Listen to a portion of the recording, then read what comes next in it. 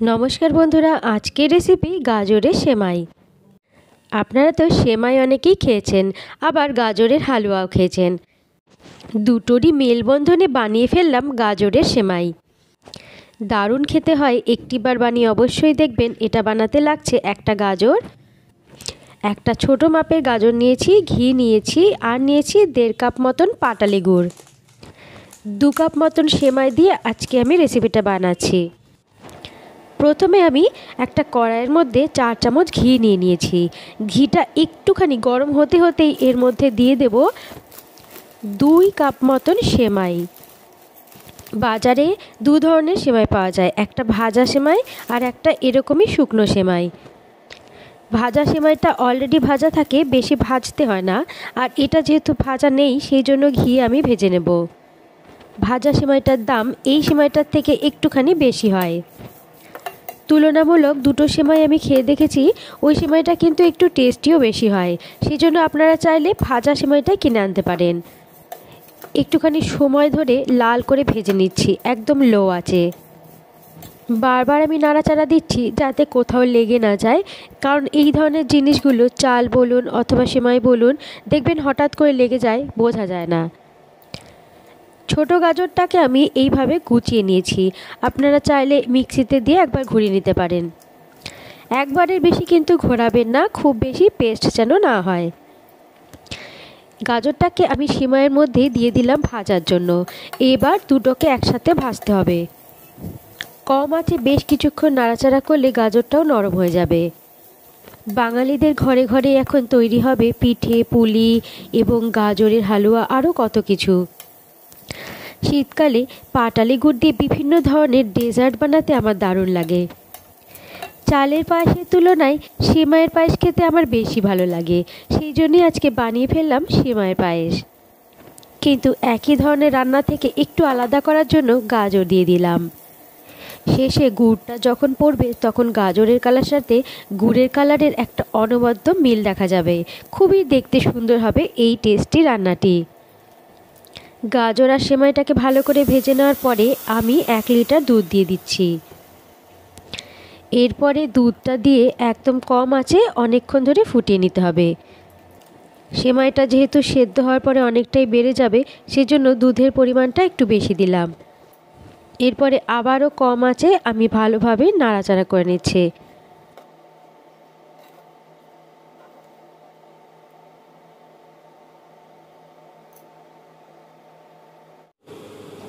কম আঁচে আমি পুরো দুধটা এবং সেমাই গাজরটাকে ফুটাতে দিলাম। বারবার নাড়াচাড়া করে নেবেন যাতে নিচে একদম লেগে না যায়। একটু যদি ধ্যানটা অন্যদিকে দেন তো ব্যাস গেল, লেগে যাওয়ার ভয় থাকে। খুব তাড়াতাড়ি দেখলাম ভালোভাবে সেদ্ধ হয়ে গেছে, পরিমাণটা অনেকটাই বেড়ে গেছে। সেমাইটা যখন নামানো হবে এবং কিছুক্ষণ পর ঠান্ডা হয়ে যাবে, তখন কিন্তু ঘনত্বটা অনেক বেশি হয়ে যাবে। গুড়টা দেওয়ার আগে কিছুক্ষণের জন্য আমি ফুল আঁচে ফুটিয়ে নিয়েছিলাম। এরপরে আঁচটাকে একেবারে কমিয়ে দিচ্ছি। 2 থেকে 3 মিনিটের জন্য হাই ফ্লেমে ফুটিয়ে নেওয়ার পরে আঁচটা একেবারে কম করে দিলাম। এই দেখুন বন্ধুরা, গাজরটা একেবারে নরম হয়ে গেছে।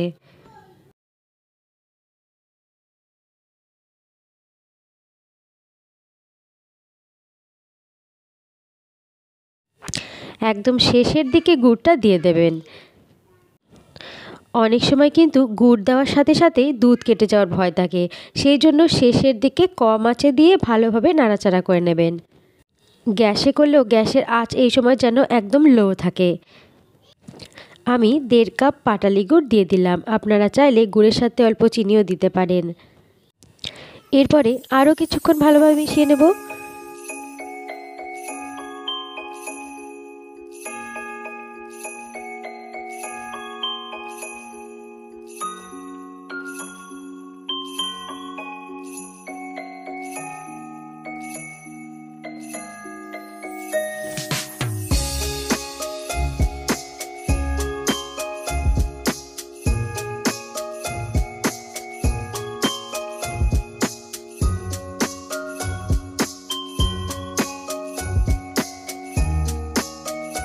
এই সময় 2 চামচ মতন কিশমিশ দিয়ে দিলাম এবং 1 চামচ মতন কাঠবাদাম কুচি কুচি করে দিয়ে দিলাম। বন্ধুরা, আপনারা চাইলে আপনাদের পছন্দের ড্রাই ফ্রুটস দিয়ে দেবেন। ঘরে যদি কোনো অনুষ্ঠান থাকে অথবা অতিথি আসে, তাদের জন্য বানিয়ে ফেলতে পারেন এই ধরনের ডেজার্ট। এই শীতের মধ্যে গরম গরম এই ধরনের ডেজার্ট বানিয়ে অবশ্যই একবার খেয়ে দেখবেন। সামনেই আসতে চলেছে বড়দিন, তারপরেই আসতে চলেছে নিউ ইয়ার।